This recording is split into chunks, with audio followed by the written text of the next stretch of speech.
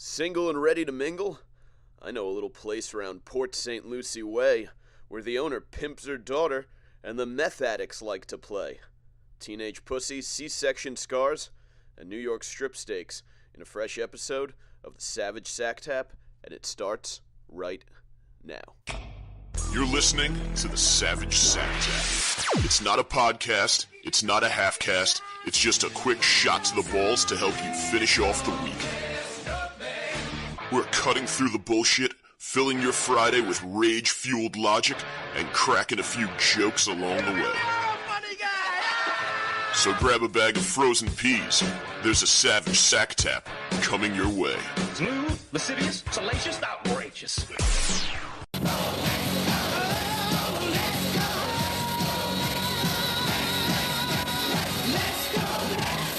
All right, what a bad week to be named Robert K.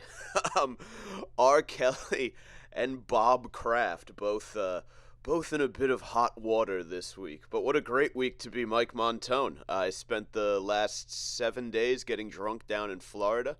Some of that involved watching baseball, the New York Mets, and the rest just involved kicking it on the beach by the hotel pool, roasting dubs, and eating some tasty food. We're going to talk all about that and a lot more. On that note, this is the Savage Sacktap. Welcome. It's good to be back here podcasting. I had actually wanted to get things going. I just got to kill this. 1 sec. There we go. And that. Sorry, I'm paranoid about noise bleeding through because I'm running somewhat of a budget operation, so I just have to unplug that shit before we get to rolling. Yeah, I had meant to do this, do the live show Thursday morning as usual, but I did not get back until very late. What was it? It had to be like midnight. I like a nice like 5-6 o'clock flight on the way home because then you get to enjoy the day, but it gets you home early enough that you can crash and be asleep and everything ready to go for work the next day. But we sat on the tarmac for, it had to be like 2.5 hours. I was sitting next to this annoying motherfucker. He was wearing a suit.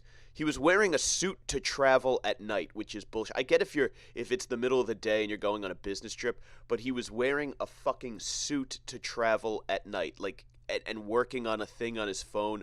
It looked like a proposable. Let me get the cock out of my mouth. This is fucking God smiting me because I'm making fun of this shithead, I guess. It looked like he was working on a proposal for an app or something like that. I was like, get the fuck over yourself, dude. You're flying coach from Lauderdale to Newark, all right? You're not special.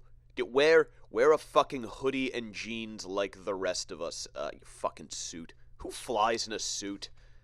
In the early days of air travel, everyone dressed up. Shut the fuck up, all right?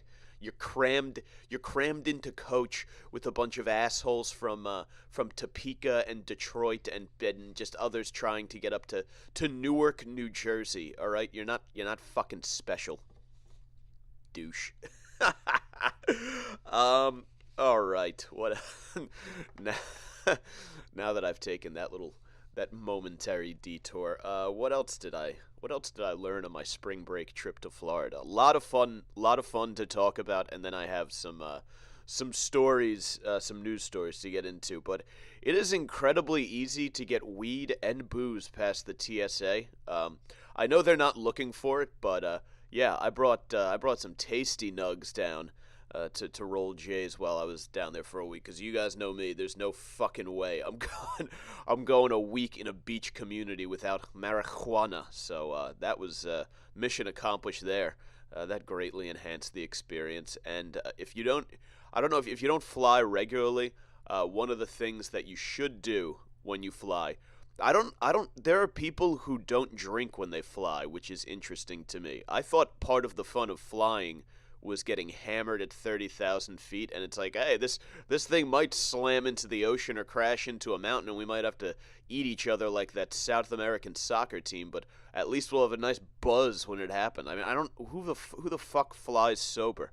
Like, even people, if I had to do work, I would do work hammered on the fucking plane or whatever. Yeah, people who fucking work on planes are assholes anyway.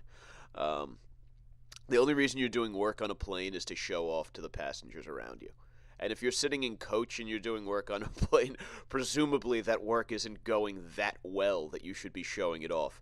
But yeah, so I bring always sneak some of those airplane those little shooter bottles of Tito's, because those fall under the 3-ounce TSA liquid allowance, and the TSA has no fucking jurisdiction over whether you're getting hammered on the plane later. They're literally just trying to prevent you. And you can read articles about this online where they've interviewed TSA people like, yeah, we have no mandate to take away any of your fun stuff as long as it can't hurt the airplane. So unless you can use it to hijack or blow up the plane, you can bring it on. Which weed and booze both fall into that cat. Like the TSA just kind of looks the other way, or they don't even look for them when you're going through security. So next time you travel, keep that in mind. But yeah, my dad, my brother, and I went down to Florida for spring training. The New York Mets. You have to say it excited like that because the season hasn't started yet for the Mets, which is the most exciting time of the year usually. That like up through spring training through the first week of May are like the most exciting times of year to be a Mets fan, and then the trade deadline. But yeah, what a delightful time. Old people, very nice, but also very slow. Everything in Florida is controlled and kind of operated by the elderly. So whatever you're doing, and this is like down to getting an Uber. I don't think I had an Uber driver under the age of 50 the entire time I was there. You have to plan for the old people time element. Like even walking around at the stadium during we went to the Mets Braves game on Saturday. Walking around at the stadium like to get a beer, it takes 5 minutes longer just because the woman serving the beer is a dinosaur, and then you have to walk through a Jurassic era jungle filled with other dinosaurs on walkers and canes and fucking those little what are those carts called? The motorized fucking the fucking rascal scooters. It's fascinating. It really is. It's like spring break for the elderly year round down there. They're all popping Viagra and fucking wrinkly pussy and taking a long time to do just about anything. But yeah, like I said, I think just for the sake of efficiency, we need to consider, some sort of mass euthanasia program. And think of all the money we would free up, too. Pay off some of that national debt, maybe help God Emperor Trump build his Great Wall along the U.S.-Mexican border. The only old woman that I would not euthanize is, her name is Grace Velez. She is a wonderful lady, and you guys have no fucking clue who I'm talking about, so let me tell you. When I was a kid, up until about the age of 4 or 5, my family had New York Mets season tickets, and it was great. We had, I believe it was 3 seats. Anyway, it was 3 or 4 seats. There was this couple, Grace, and I forget what her husband's name is, but the Velez family sat next to us, and they would eat fried chicken, and they were huge Mets fans, and eventually moved down to Florida. The husband died, but I hadn't seen this woman since I was, like I said, about 4 years old. And she now goes to like every New York Mets spring training game, and I guess is like a small legend down there in the community. And I got to see her while I was there. Hopefully not for the last time. I hope to get back to spring training and hopefully see her again a couple times, because obviously she's getting up there. But yeah, what a cool lady. She's just out getting hammered watching the New York Mets play baseball. I can respect the fuck out of that. Oh. And she's single now too, so something to think about. What else? Children also terrible. We went to watch practice on Friday, and we're like waiting online to get into the practice facility, and there was one. I kind of feel bad because he later told us that his father died of like a 9/11 disease. But there was this kid fucking hiccuping behind us for like 10 minutes straight, and you're like, just drink a fucking bottle of water. Come on, seriously. and then you just they're all, because all it is down there, it's really like, if you look at the age range down there, it's mostly parents with their kids and elderly people who are just down there to enjoy the warm weather for a few years before they die. Like, we were the kind of odd group in the mix. You realize when you're surrounded by that many of them and their parents, the dynamic between parent and child, and it's just it's a nightmare. I feel like it's a nightmare of the parents' own creation, because I saw something that, people bitch about Colin Kaepernick taking a knee during the national anthem, which, have your opinion on that. It's fine. At least Kaepernick kind of said he had a reason for it, and whether that reason actually had anything to do with police brutality, or he just wanted to, pull a little Jussie Smollett and raise his own profile, at least he had a defined reason for it.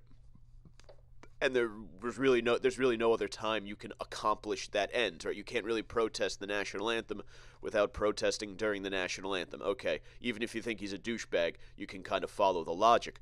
But we're sitting with great seats right down by home plate, and there's a father. There's a guy. I guess this guy with his wife and two sons sitting like 2 rows in front of us. So you're from New York. It was clearly appeared to be of the New York Jewish variety. You can afford to fly down to Port St. Lucie during snowbird season, when if you don't know, the flight rates are a little bit higher, to go watch a Major League Baseball game with your family. So obviously you're doing quite well. You have gotten to a great station in life in the United States, on the backs of servicemen and women. And I have a feeling, based on this guy's general appearance and demeanor, that he did not serve. And what disgusted me so much about him was not only that he was taking what looked to be one of those, do they call them boomerang or slingshot videos? I'm not hip. I don't use the Snapchat like the kids.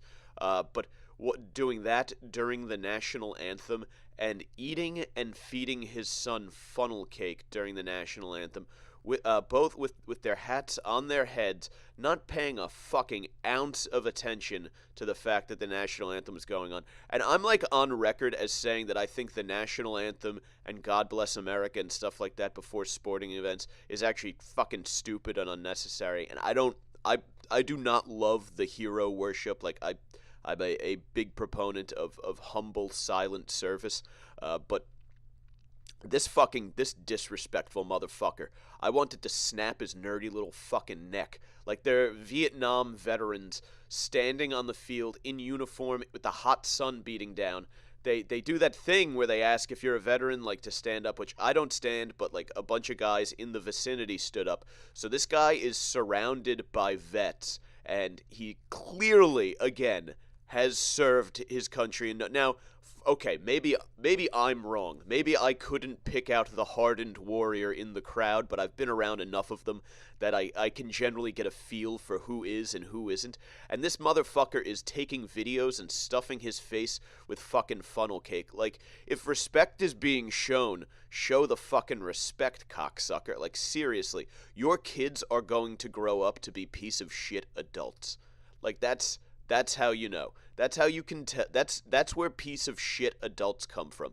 I guarantee you this guy has berated wait staffs and valet parkers and secretaries and customer service reps, all in the name of "Don't you know who the fuck I am?" And let's be honest, don't you know who the fuck I am? He's probably a partner at a middling law firm somewhere out in Queens, which makes him very important in like a 5-block radius somewhere, but otherwise doesn't mean shit. Like, his own wife probably doesn't fuck him anymore. He didn't look like a guy that you go to when your pussy is fucking aching for a pounding, I guess is what I'm saying. Other disturbing grown man behavior that I observed there is grown men asking other grown men for autographs. I just blown away that the way the facility is laid out, it's like four practice fields, and they walk between each one. So you take batting practice in one spot, you take infield practice somewhere else, shag fly balls elsewhere. If you've played baseball, you know what I fucking mean. So they're laid out like that, and the players walk between fields, and when they do, you get a lot of little kids running up, asking for autographs. Mr. Tebow, can I get an autograph? Then, accompanied by the children doing this, which I totally understand because I was an autograph hound as a kid, are grown men, like these probably, probably like if I had to guess. The average number of times a week that these guys call into Mike Francesa's show per person, per individual, probably like 12. Like these guys, like the ones that sit on the line for 3 hours to talk about something that Mike has insisted he will not be talking about. This idiot was on the line for 3 hours. We're not doing that today. We're not talking about that today. We're not talking about the autographs you got down at spring training. Frankly, I don't care. You're a grown man. You shouldn't be asking for autographs. But yeah, you're asking for I could never go up to an athletic 25-year-old man and be like, hey, first of all, in the broken English that most of them understand, would you sign my shirt, please? I'm going to wear this and think of you. I will carry your signature with me everywhere. Even good chance you won't make the squad. You're gonna get sent back down to Double-A and then traded to the Reds for a couple relief pitchers and a player to be named later. But could you do me the honor of signing this baseball cap? Like, I just don't understand the fucking purpose. But we did, in addition to baseball, like I said, shitload of pool time. Drinking by the pool is like one of the great joys in life. I am 100% an ocean guy, and I would love to live by the ocean one day. But man, what a week by the pool really, really does make a strong case for having an in-ground pool in your backyard. I hear it's a pain in the ass and involves cleaning up like a lot of algae and draining and replacing filters and all sorts of shit that I probably wouldn't do until there was a fucking very expensive swamp growing in my yard. But pool drinking is the fucking bomb. We also ate like kings. Found a little restaurant called Tuta Fresca. If you're ever in town, I do want to promote them briefly because the service was amazing. I will get to that in a moment. I had the New York strip the first time I went, and they made it a perfect Pittsburgh style. Which, if you don't eat your steak Pittsburgh, you're a fucking pussy. You get that shit black on the outside and raw on the inside, and you're having yourself a fucking steak, my man. And then they have a seafood melange over a pasta. I think it was a pappardelle or something like that, but whatever. Just fantastic stuff. The meals outdone only by the appearance of the staff. Let me tell you something. Tuta Fresca hires the right way. They hire the way a man with an active dick would hire. You look around this place, and it's literally just fucking, like, dusky sort of not like, like, aggressively, like, you weirdo Ukrainian villager ethnic, but, like, sexy ethnic of every variety all around. The last night we were there, I spotted what she looked, I don't know if she... It's sort of a Mediterranean flair. I don't know if it was Southern Italian, Northern Middle Eastern, or what, but in a tight dress, bent over, taking orders at the table across from us, and what a delight for the eyes. I wanted to go tongue first into her dirt star. Oh, I would have happily slid into home plate taste buds first. And, of course, the coup de grace was the owner's teenage daughter. This broad had a fucking rack and a half. Let me tell you. We were eating a delightful meal. It was the night I had the steak, so probably what happened was that the owner and her daughter strolled by, and they could just feel the testosterone emanating off of our table, mostly because of the fact that the bearded, if you can't see this on the live stream, and very muscular gentleman there was eating a Pittsburgh-style New York strip steak. I'm assuming that's what initially attracted them over. But the mother was trying to pimp the daughter out to us. The daughter was trying to pimp the mother out to us. The mother was like I don't know if it was. It felt like a white wine Xanax combination, but I couldn't be sure. It also could have been white wine and whatever meds women take when they're about to hit menopause. I'm sure that has a pretty wicked combination. But yeah, this chick didn't know how old she was until well through the conversation.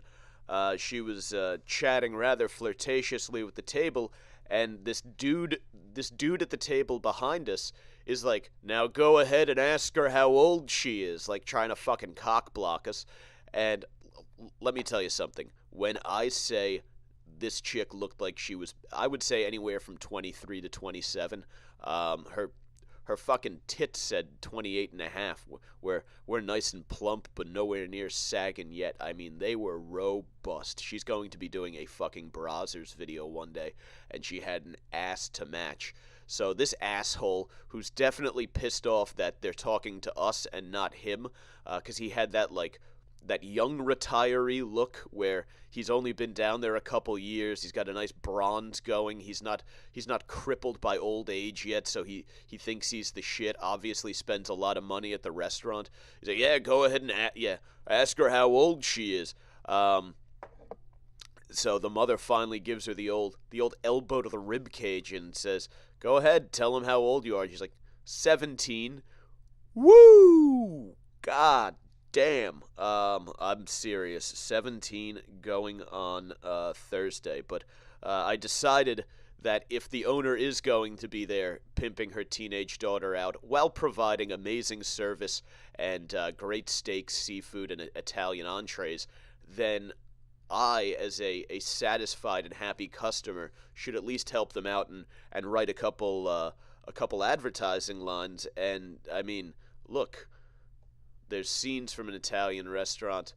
You go to Tutti Fresca, you're getting teens from an Italian restaurant. And if I may quickly slip into Billy Joel mode here. Feast on fresh-shaved teenage twat in our Italian restaurant. A bottle of red, a bottle of white, perhaps some teenage clit tonight in our Italian restaurant. I was also picturing it as like a 1950s tourism ad because obviously my Opie and Anthony obsession from my younger days makes me a big fan of the 1950s advertiser voice, and let me drink some water so I don't get too scratchy while I'm doing this.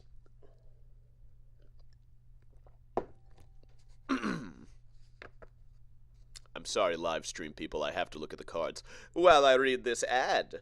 Visit sunny Florida, where the only thing more inviting than our sun-kissed shores and glistening ocean water is the teenage pussy. Start your day with a stroll along a beachfront pavilion, a fresh squeezed glass of orange juice, and a mouthful of hot pink jailbait when you visit the Sunshine State. Florida, come once, and you'll come again and again and again. Not bad. First time I actually did that as a live read. I wrote it at the airport. First time I've read it. Fantastic. Usually I feel like I would have fucked that up and stumbled all over the place. But anyway, yeah, we went back after the jailbait run. And I need to come up with a name for that incident. I will take suggestions. She's only 17. But anyway, we went back the next night for another fantastic meal. We were referred to by the staff as troublemakers when we went in, so we clearly made quite an impression. And let me tell you something: a group of women does not refer to you in a joking manner as troublemakers unless they all want to bang you. That's how it works. I know it's science. Don't fight me on it. But yeah, we went back the next day, and they had a little bar outside, so we decided to post up for a couple after dinner drinks out there.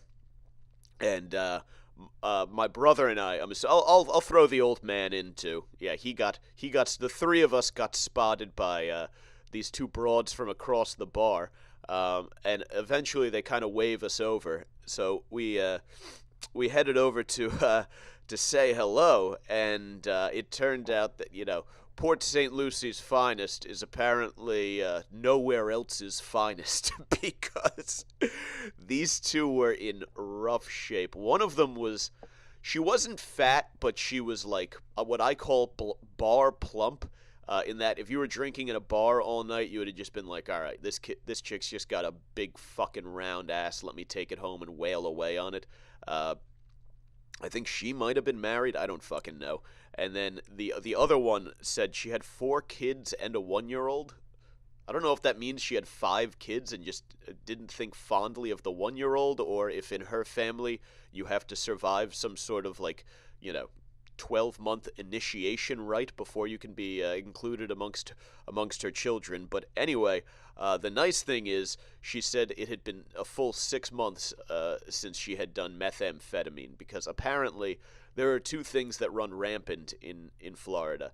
That's alligators and methamphetamine, which I guess makes sense because if you live in an area where alligators run rampant, it would follow that you would want to have the ability to access a quick, aggressive energy burst that can only be provided by a dose of methamphetamine. So I understand that. We did, like I said, I'm back on the open market, so banging a bar plump chick and her meth head friend would have, no skin off my ass. Well, there might be the burning afterwards may result in a little bit of skin off my shaft, though. But otherwise, we figured, spit some gag. I got my brother Wingman in for me. And we'd start telling them, they asked what we were in town for, and we said spring training. At which point we told them that we were players on the New York Mets. Well, minor leaguers. We didn't want to embellish too much. And I told them that I think Pete Alonso hit a home run during the game on Saturday. We told them that I hit the home run in my first at bat as a New York Met, and I was telling them the story that the pitcher had actually banged my girlfriend, and I was out for revenge. So I got up to the plate and I pointed out to left field, a la Babe Ruth, and decided to call my shot. And my brother, who was also in the dugout, because we're brothers playing for the New York Mets, right? How often, that's a regular occurrence. Said, "Mike, what are you doing?" And I said, "I'm calling my shot, man."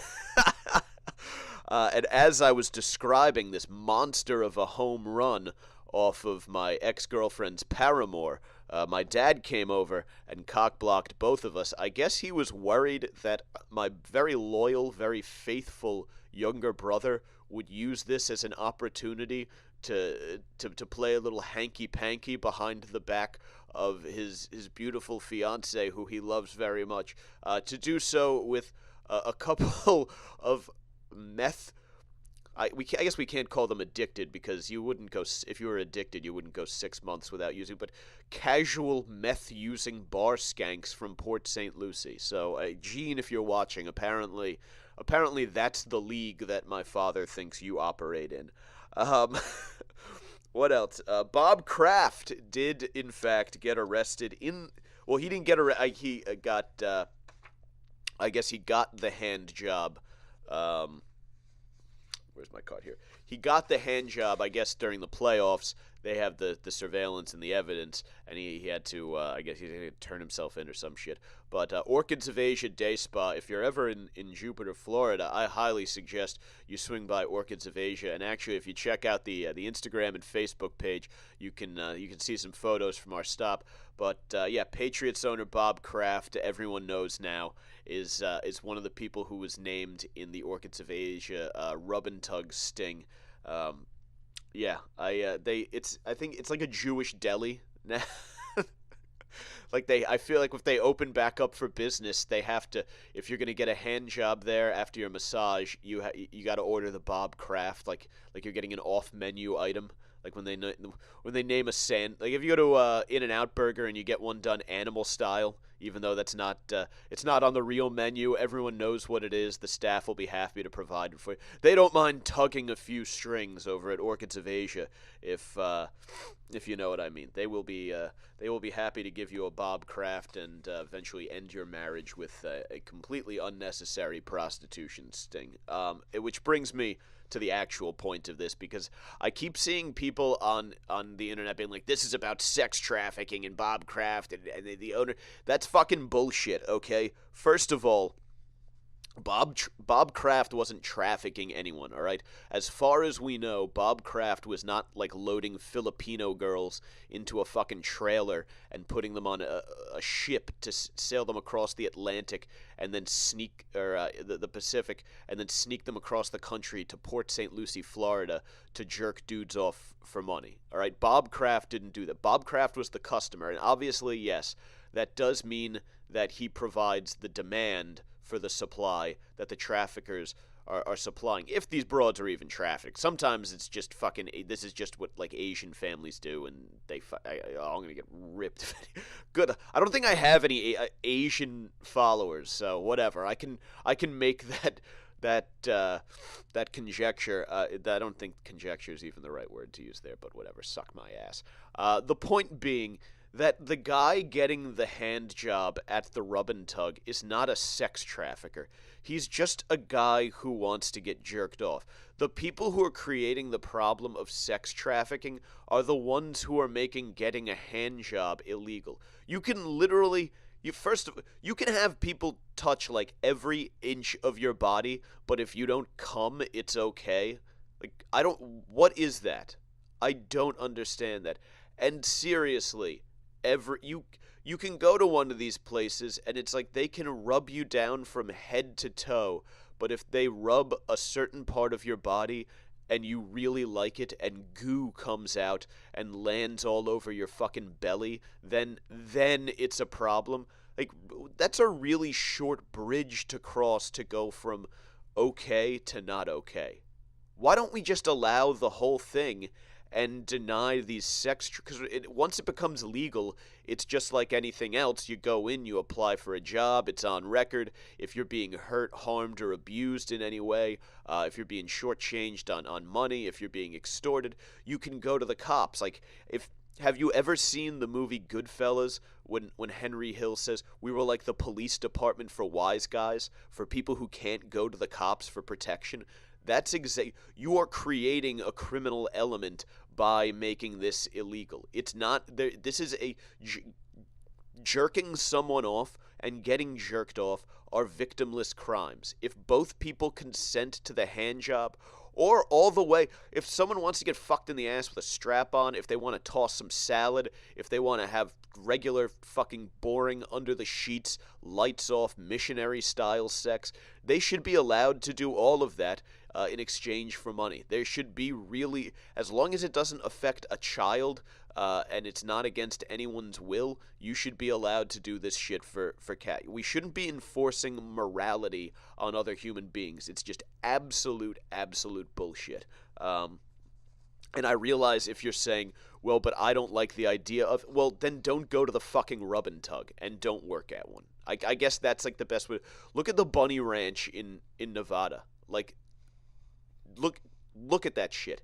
It's a clean operation. The girls are all in on it.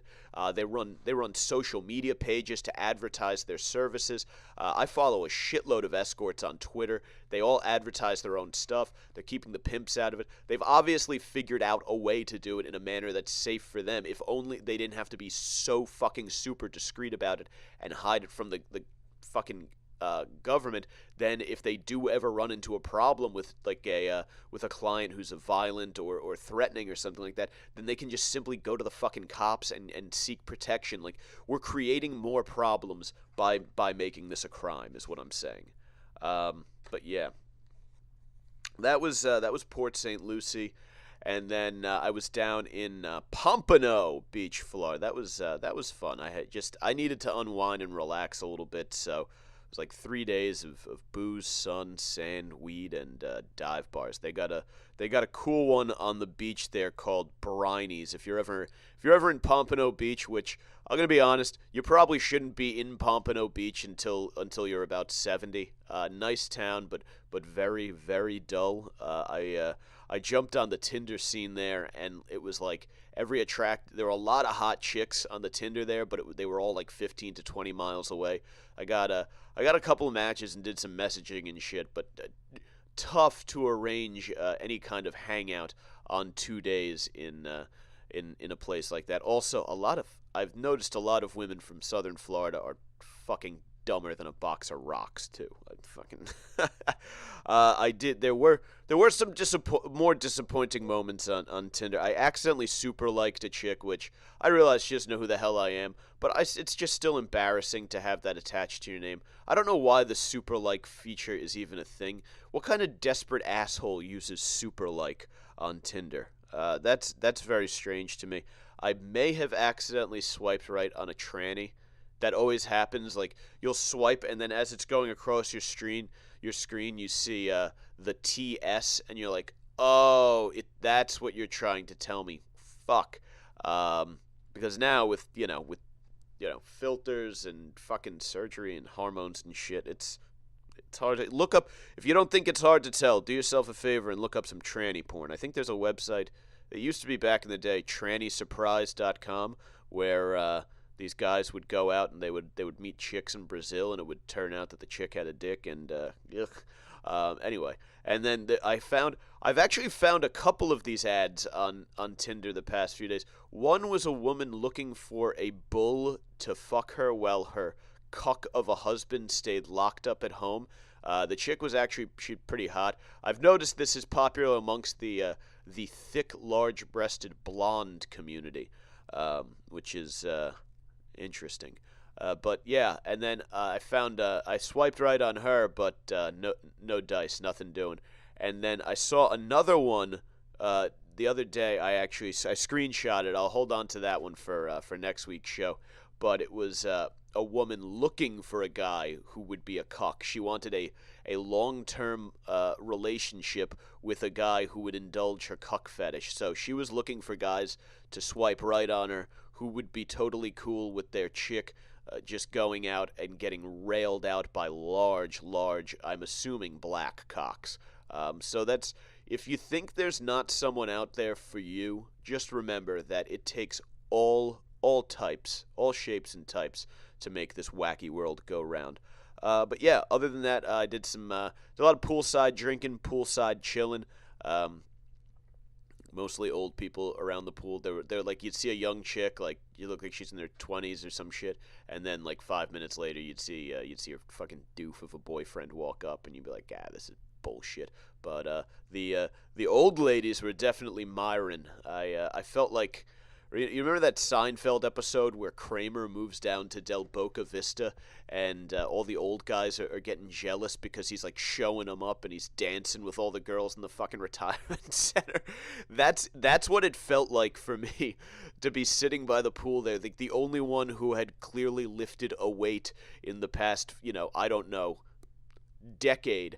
And you're sitting out there sunning, getting boozed up by the pool, and all of these like geriatric broads are getting the squeezing out the last bit of moisture as they watch me from across the water, and you can just see this kind of the scowl growing on their husband's face, like they're like, I need 500 milligrams of Viagra just to get it to move, and this young bull is over here getting my fair Diane to moisten her panties for the first time since the fucking Carter administration. Jesus.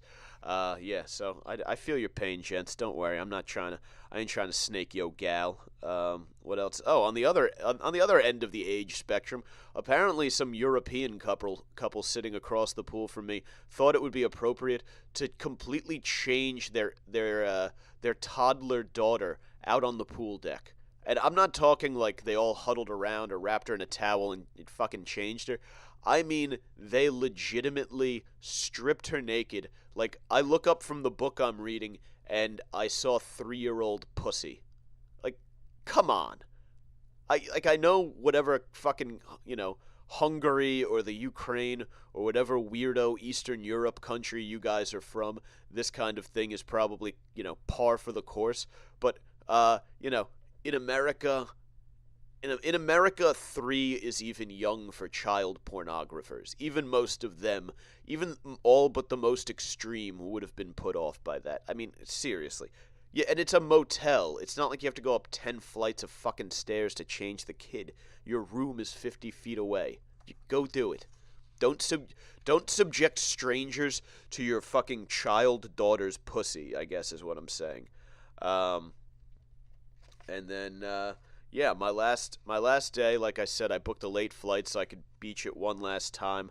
I got to watch an iguana eating lunch. Had a few beers up on the beach. Ran into more annoying shit as I am wont to do. There was one family fucking. They talked their kids through the entire showering the sand off their feet. I'm not even gonna go over any of this stuff because it's just gonna annoy you.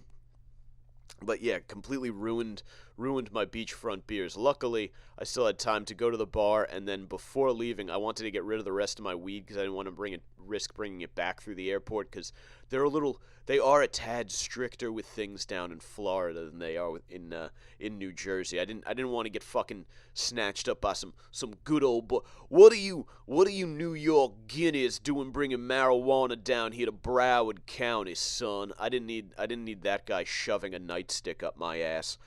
So I went onto the beach and I sat like right against the fucking dunes so no stupid families would bitch about the smell, and I smoked the fattest J I have ever smoked by myself and called an Uber. I got into this Uber a little bit drunk and high off of my ass, and this motherfucker would not shut up. He saw the Marine Corps tattoo on my sleeve because it was Florida. Obviously, I had a fucking tank top on, and he just wouldn't shut the fuck up about everyone he had ever known who served in the Marine Corps, which then somehow led to hearing about how his niece is doing really well in public relations. And I'm like, I don't give a shit about any of this, dude. But he's a guy who's driving you. You're in his car, so you have to be like nice. And meanwhile, you're just like, look, man, he didn't turn the fucking music on the entire fucking time. That kills me. Ugh. There is nothing worse than getting an Uber driver whose thing says that they're known for good conversation. I just put on, let me jam out to some R. Kelly while I'm buzzed on the way to the airport. You know what I'm saying? And then I must have karmic. It was probably me wishing death upon all of these children and old people in Port St. Lucie that I got some sort of karmic revenge that I would have to be around these annoying families, an annoying Uber driver, and then another annoying fat family at the terminal at the airport on my last day. That was God saying, fuck you, quit wishing death upon your fellow man. What else do I have going? Oh, we've already talked about methamphetamine once today, but it will be coming up yet again. We got a meth-fueled gay sex death. That'll be fun. And then King Kong-related basketball suspension. I'll explain what that means in a moment. And then I'll briefly touch on the Brody Stevens thing. But first, before we get into any of that, social media. I usually do this early. I didn't think it's taken 40 minutes almost for me to get through this vacation stuff. So I do need to hurry along here. What time is it? Ooh, yeah. Social media, facebook.com/SavageCrew. If you're watching this on the live stream, it's obviously right smack in front of your face. Twitter @Mike Montone. Instagram @Gary_Moyler, Moyler. And you can find all of the places you can download this podcast, or well, pretty much anywhere you can download a podcast. Podbean, Stitcher, iTunes, all over the fucking place. If you want to find that, you go to the Facebook page. Pinned to the top is a link to everywhere that this podcast is available. So you have no fucking excuse not to download every episode and tell your friends about it, I guess is what I'm saying. So please go ahead and do that. What do we got coming here? Okay, let's dip into these real quick because I do have to hurry.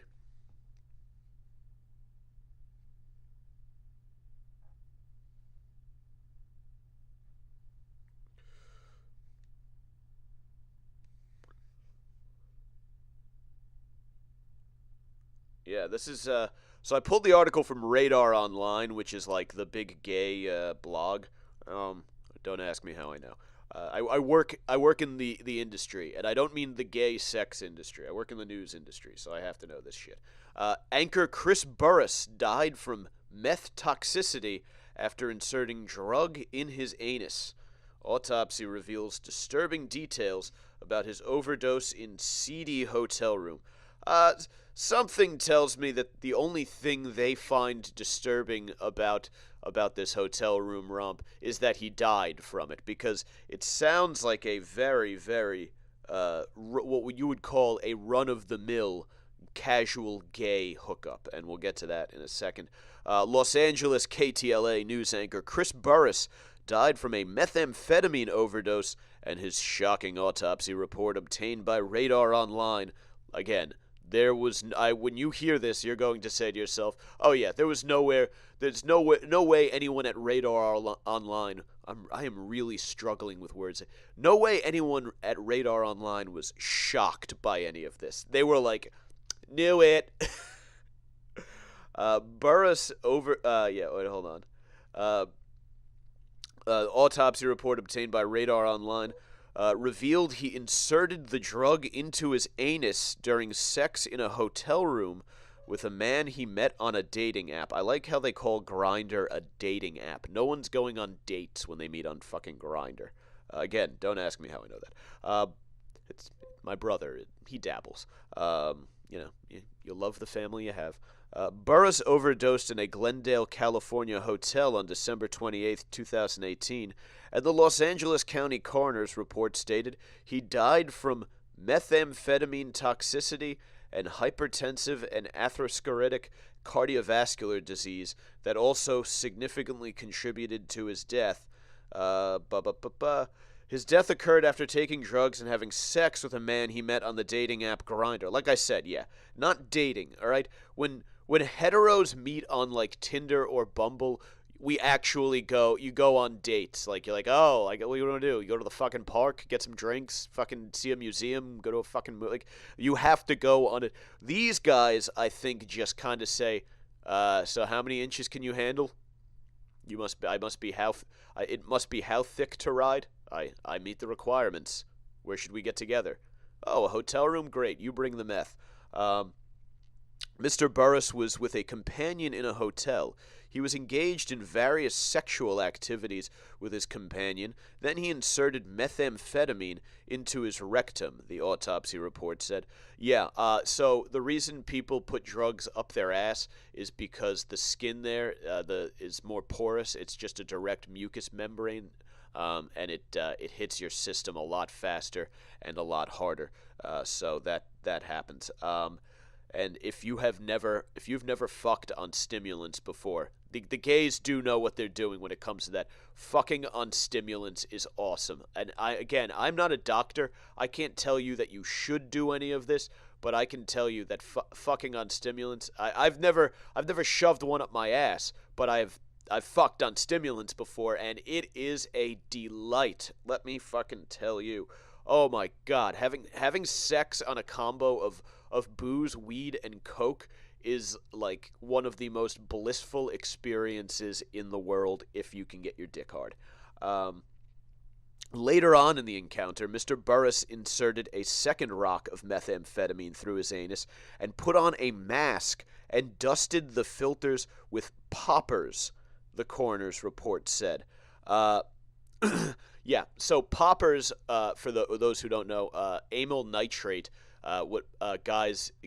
gay men use them to, they take like a quick hit, and then they shove the dick in the ass. Apparently it like heightens your like arousal sensations and takes some of the painful sting out of having something going into your anus. His companion inserted his hand through his anus. So the picture I get then is this guy he's got meth in his asshole. He's got a face full of amyl nitrate, and he's wearing, I think it's like a gas mask. Like, have you ever seen those gas mask bongs? You can just buy like a gas mask for like fucking, for fun. And these guys were in the mood for a lot of fun, it seems like.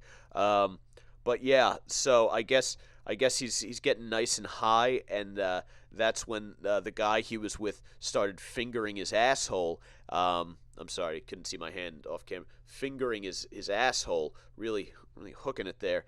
And I think there was a second rock of meth. So now this guy's got 2 fucking meth rocks in his ass and amyl nitrate in his face.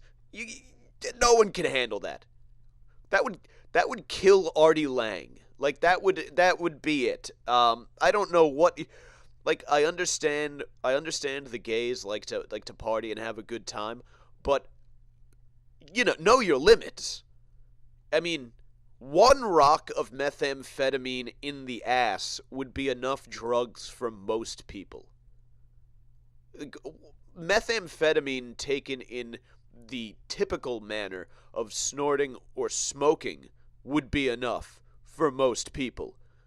Once you're getting to methamphetamine pushed into your anus during sex, you might not need to add any more drugs to the mix. You can hold off then, I think, on the amyl nitrate. One or the other. And it's gay sex. It's probably going to be a lengthy romp. It's a hotel room. Checkout's not until 11 the next day. Save the amyl nitrate is what I'm saying.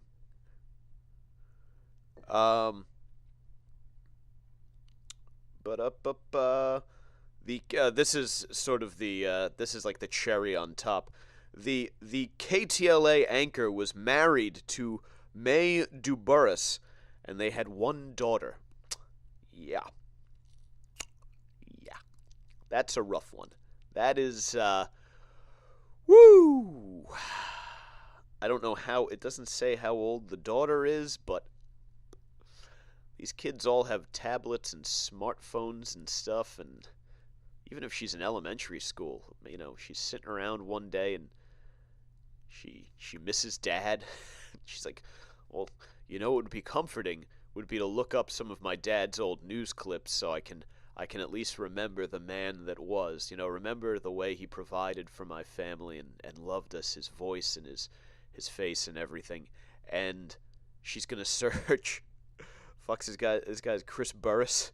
She's going to search Chris Burris, KTLA, and the first things that come up are not going to be his greatest hits reel from behind the anchor desk. Oh no. She is going to learn some very hard truths, and then I assume she's going to start looking up for looking up a therapist in the area.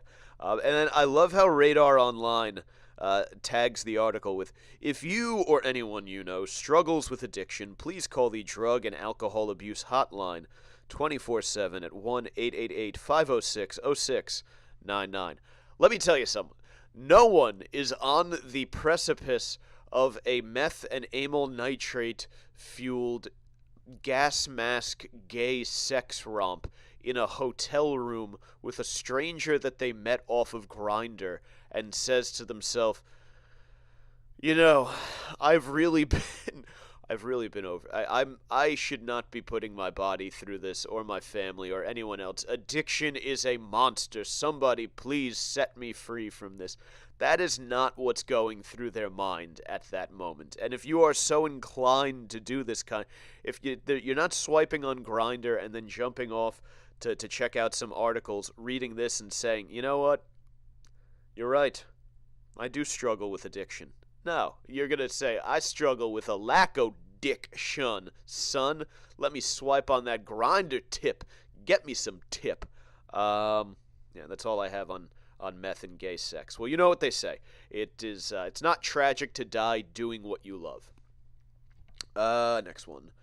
Iowa announcer suspended after calling player King Kong. And, nice. This is a nice short article. Rip right through it. I just want to point out how stupid this is. Iowa basketball's longtime radio play-by-play announcer Gary Dolphin has been suspended after likening a black player to King Kong. Hawkeye Sports Properties, Dolphin's employer, and the company that owns the rights to Iowa broadcast said on Friday the suspension would last until the end of the season, Well, at least they're letting him come back at some point, I guess, right? Dolphin said Maryland's Bruno Fernando. That's not even a black guy name. That he sounds like Italian. Was King Kong at the end of the game during Iowa's 66-65 loss to the Terrapins on Tuesday. Hawk Central reported Bobby Hansen, the radio analyst, replied, "Yeah, he was, and they had done a really good job, Gary, for the most part, rebounding." Fernando, a 6'10" forward who scored 11 points and 11 rebounds in 14 minutes on the court, was born in Angola. Okay. All right.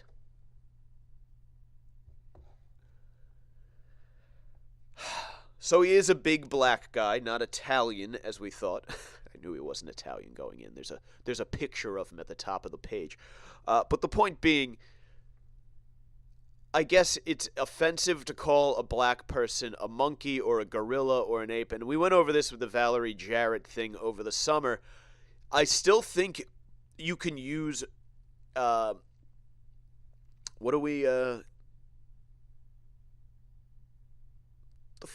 the fuck kind of animal group are we? Primate?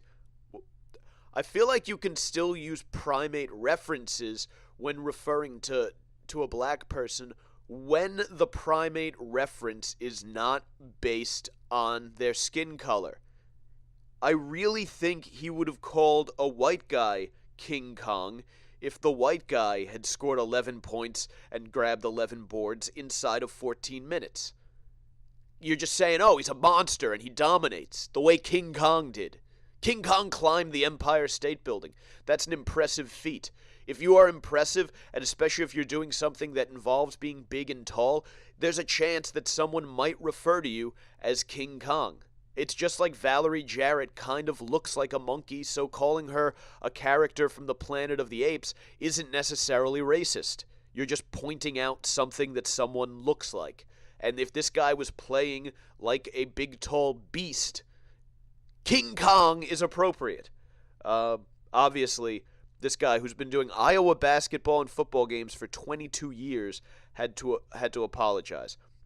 During the broadcast, I used a comparison when trying to describe a talented Maryland basketball player, and he did. He was clearly describing the guy as a talent. He wasn't disparaging him in any way. He said, "In no way did I intend to offend or disparage the player." He shouldn't have to this. The reasonable person understood this when they heard the context of King Kong. I take full responsibility for my inappropriate word choice and offer a sincere apology to him and anyone else who was offended. I'd be offended. The fucking Iowa Hawkeyes should be offended for letting one guy score 11 points and snag 11 rebounds inside of 14 minutes. I mean, Christ, were you guys even on the fucking court? If you heard that, it was a poster falling off the wall. I will use this as an opportunity to grow as a person and learn more about unconscious bias. Yeah, an unconscious bias because you said good. You were complimenting. That's not a bias. It's a compliment. This is stupid.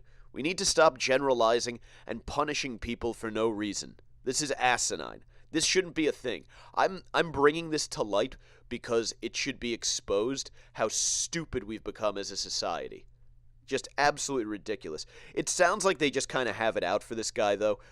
Dolphin was also suspended for 2 games earlier this season after he criticized Iowa guard Maisha Daly, the report said, causing a rift with Hawkeyes head coach Fran McCaffrey. So there it is, right? You can't, you just, they're just a whiny bunch of cunts out in Iowa, and they will apparently kick you off of the air for absolutely any reason they can find. But yeah, calling a black basketball player King Kong is not inherently offensive. Now, if you'd hurled an ethnic slur in there and said, yeah, this ape plays like Kong, doesn't he? Then you might have a reasonable gripe against this gentleman. But that's not what happened. He plays like King Kong, and, you know, there's an old baseball movie called The Scout, where the scout, Al Procolo, is obsessed with the movie King Kong, and he's constantly referring to it throughout the movie while recruiting a white pitcher.